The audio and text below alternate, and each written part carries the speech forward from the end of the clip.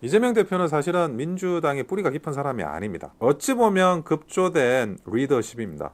문재인 정부 때 어떻게 됐죠? 사실은 저는 문재인 전 대통령과는 정적 관계에 더 가까웠다라고 봐요. 과거 안희정, 박원순, 김경수가 갔던 길을 또 이재명 대표가 가는 겁니다. 낙마의 길이죠. 낙마의 길.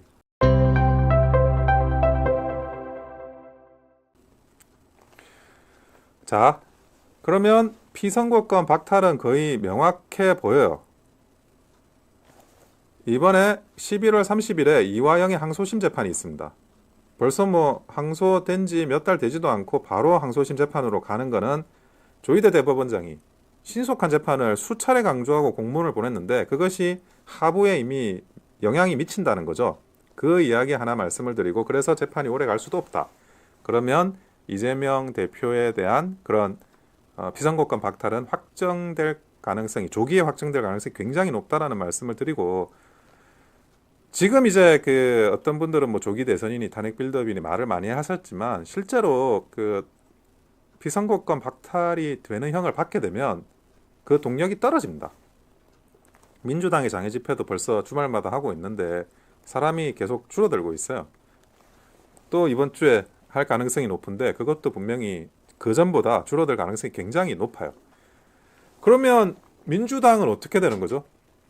지금 어젠가 그제는 이제 최민희 의원이 비명계 활동하면 죽여버리겠다고 이런 그건까지 서슴지 않는데 그거는 다시 거꾸로 비명계가 활동할 공간이 많이 넓어진 거죠. 비명계가 활동할 가능성이 굉장히 넓어진 겁니다. 근데 한번 이런 걸 생각을 해보자고요. 이재명 대표가 대통령 후보가 되고 그리고 원톱 확고부동한 당대표 90력이 강한 당대표가 이런 되는 과정에서 이재명 대표는 사실은 민주당의 뿌리가 깊은 사람이 아닙니다. 그러니까 미스터 민주당 이런 사람이 아니에요. 굉장히 어찌 보면 급조된 리더십입니다. 문재인 정부 때 어떻게 됐죠? 안희정 도지사 낙마했죠. 박원순 시장 낙마했죠. 김경수 지사 낙마했죠. 이런 경쟁 후보들이 하나하나 낙마가 되니까 전혀 그 당시만 하더라도 어떤 당의 세력도 없고 당의 세력이 없을 뿐만이 아니라 적이 많은 사실은 저는 문재인 전 대통령과는 정적 관계에 더 가까웠다라고 봐요. 이재명 대표가 대통령 경선하는 과정에서 굉장히 문재인 당시 후보를 공격을 했었습니다. 그리고 문재인 정부 내에서도 문재인 대통령과 이재명 그때 이제 도지사의 관계 이런 것들이 긴장 관계였어요. 지금 이화영 재판이나 이런 것들도 핵심이 대북 송금 사건이지 않습니까? 이 대북 송금 사건의 시초가 문재인 대통령이 방북하는데 그 방북단에 끼지를 못한 거예요. 이재명 대표가. 그래서 그런 부분을 어떻게 좀 이렇게 북한하고도 본인이 뭔가를 할 수 있다라는 그런 이미지를 만들려는 목적으로 하지 않았나 생각이 드는데 어쨌든 시초는 문재인 전 대통령이 이재명 대표를 방북하는 그 단에 끼워주지 않은 거에서 출발을 했었습니다. 그래서 그럼에도 불구하고 이제 대통령 후보도 되고 당대표도 됐어요. 자, 과거 안희정, 박원순, 김경수가 갔던 길을 또 이재명 대표가 가는 겁니다. 낙마의 길이죠. 낙마의 길. 이 낙마의 길을 가는데 민주당은 이제 저는 내부에서는 포스트 이재명을 준비하고 있을 거라고 생각을 해요. 아주 긴박하게 돌아가고 있을 거라고 생각을 하고 이번 한 주 동안 어떻게 하면 포스트 이재명을 만들어 갈까라는 물밑에서의 그런 논의들이 굉장히 많이 이루어질 거라고 예상이 됩니다. 근데 굉장히 충격적인 일이긴 할 거예요. 민주당 입장에서는. 다른 사람이 보이지 않을 정도로 사실은 이재명 대표가 가진 그런 위상이라는 게 확고부동했었습니다. 과거에 그 당시 이회창 총재가 가지고 있던 그런 어떤 느낌, 그런 지위, 보수당에서 이회창 총재가 가지고 있던 그런 지위를 이재명 대표가 민주당에서 불과 며칠 전까지 누리고 있었거든요. 그런데 그러면 이 거대한 권력의 진공을 어떻게 대처해 나갈까? 이게 그러면 민주당의 위기로 만들어지는 거냐? 근데 민주당은 국민의힘하고는 좀 구조가 달라요. 이거를 이제 여러분들이 이해를 하시면서 정치를 바라보시면 굉장히 좀 재밌습니다. 그게 뭐냐면 국민의힘은 원핵 구조예요. 하나의 핵이 움직이는데요. 그런데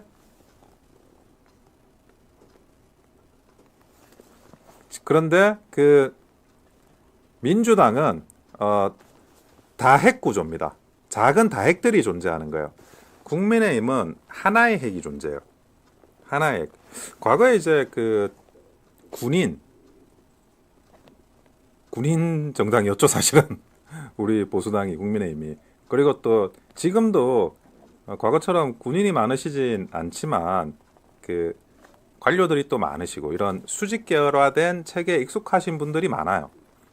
그런데 이제 민주당은 그런 구조가 아니에요. 민주당은 뭐 시민단체라든가 아니면 운동권이라든가 이런 분들이 또 많으시니까 이게 그 피라미드형 수직 계열화가 돼 있는 그런 체제보다는 약간 조금 더 수평적인 다핵 구조가 있는 거예요. 그래서 그러다 보니까 국민의힘 같은 경우에는 하나의 그런 원핵인 이런 리더십이 바로 서면 정말 이 강력한 힘을 발휘합니다. 박정희 대통령의 개혁이라든지 뭐 이런 그 이후에 일어났던 많은 개혁들을 보면 실제로는 이제 그런 하나의 리더십, 굳건한 리더십이 그 말단까지 모세혈관처럼 미치는 거예요. 그러면서 어떤 개혁을 추동하는 강력한 힘이 됩니다. 개혁이라는 건 사실은 인기가 없어요.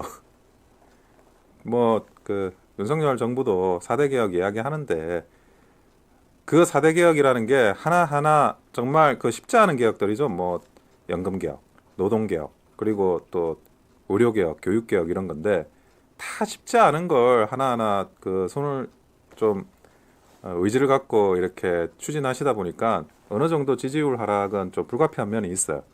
그런 정도로 이 개혁이라는 게 쉽지 않습니다. 그렇지만 그래도 그 윤석열 대통령이 밀고 나가는 힘으로 지금 이 개혁을 이끌어 나가시는 거거든요. 예를 들어 뭐 의료 개혁만 하더라도 의대 정원 이거 얼마나 어렵습니까?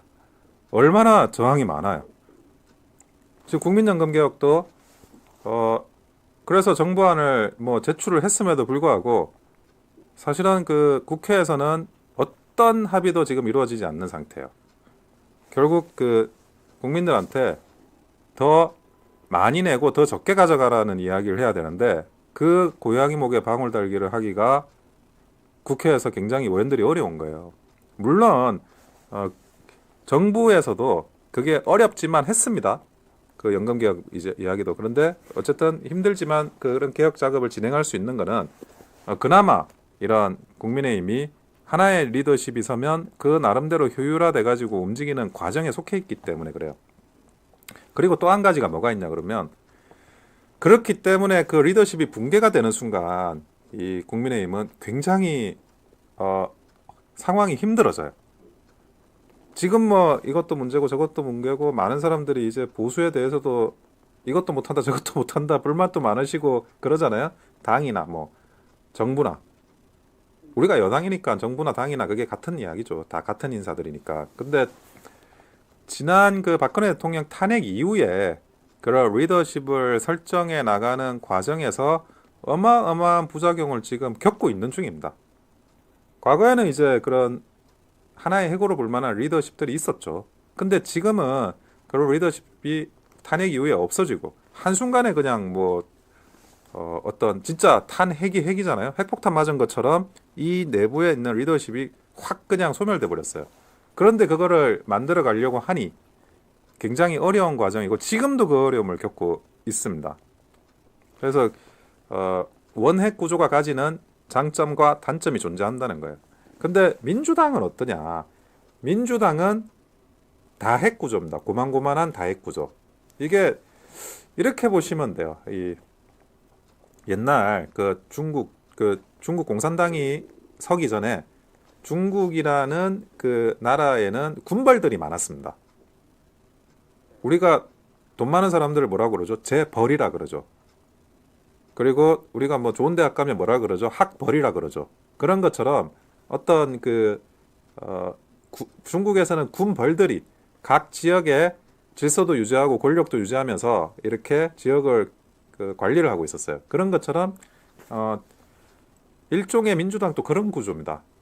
그래서 민주당은 그러면 하나의 중핵이 여러 핵 중에 하나의 핵이 소멸된다고 하더라도 그게 다른 핵으로 자연스럽게 이게 메꿔져요. 그 공간들이.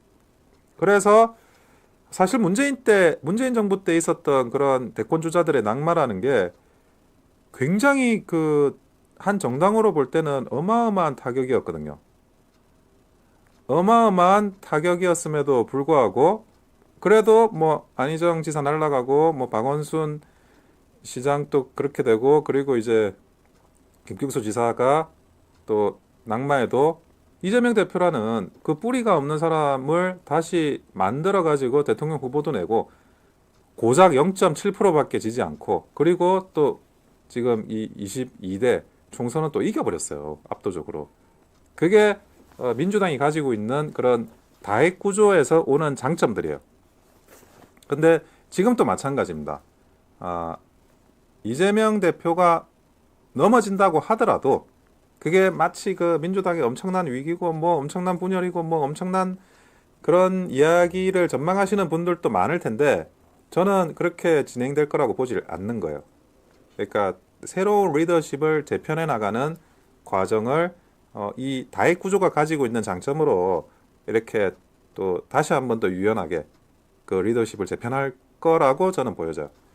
근데 그러면 이 다핵 구조도 단점이 있을 거 아닙니까? 단점도 분명히 있습니다. 그러니까 여러 사람들이 어떤 고만고만한 이해관계들이 다수의 집단을 형성하고 있기 때문에 그 다른 다에게 어떤 이해관계에 배치되는 그런 파격적인 결정을 하기가 어려워요. 예를 들어 정권을 잡았어요. 정권을 잡았는데 뭐 국민연금이라든지 노동개혁이라든지 의료개혁이라든지 이런 거 할 수 있을까요? 못해요. 노조 쪽의 어떤 그런 이익단체 아니면 의료계 쪽의 이익단체 또 국민연금이라고 하는 거는 결국 이제 2030 세대 이런 세대의 이해관계가 직결이 돼 있기 때문에 이런 개혁은 하지 못하는 겁니다. 그러면 뭘 할 수 있느냐? 그런 어떤 밥그릇에 아니면 이런 좀 불편함이나 불이익을 주는 개혁은 못하고 포퓰리즘만 하게 돼요. 포퓰리즘 하면 당장은 누가 손해보는 게 없잖아요. 그래 너도 퍼주고 너도 퍼주고 너도 퍼주고 그래서 문재인 정부 때 어떻게 됐죠? 천조의 빚을 가진 나라가 됐습니다. 그런 것처럼 포퓰리즘 정당으로 갈 수밖에 없다. 물론 이게 좀 포퓰리즘 정당이니까 이렇게 많이 나눠 먹는다는 생각으로 다액이 만들어지는 건지 아니면 다액이 만들어져서 포퓰리즘 정당화가 되는 건지 그거는 서로가 이제 뭐 상보적인 관계에도 있다고 생각을 해요. 하지만 그런 이제 냉정하게 민주당이 가지고 있는 그 특성에 따라서 결국 이재명 대표도 새로운 리더십으로 조만간 대체될 거라는 겁니다. 그렇게 뭐 대단한 그런 어떤 위기 상황으로 빠지지 않는다는 거죠. 그래서 우리라고 하면 그렇고 그러니까 국민의힘이 민주당의 위기를 과대평가하면 안 돼요. 그러니까 또 여권은 한편으로는 당장 이제 정무적인 공간이 열려 있고 정무적인 여유가 열려 있어요. 여당도 그렇고 뭐 정부나 행정부도 그거는 야당이 어떤 부침이 생기기 때문입니다. 이건 상대적인 거니까요. 하지만 그 시간은 굉장히 짧을 겁니다. 그래서 이 짧은 순간에 많은 것들을 하셔야 되는 이 정무적인 공간이 열려 있는 이 운동장에서 이 운동장이 또 닫히기 전에 하셔야 될 일들을 부지런히 해 나가셔야 된다. 그런 말씀을 제가 드리고 싶어요.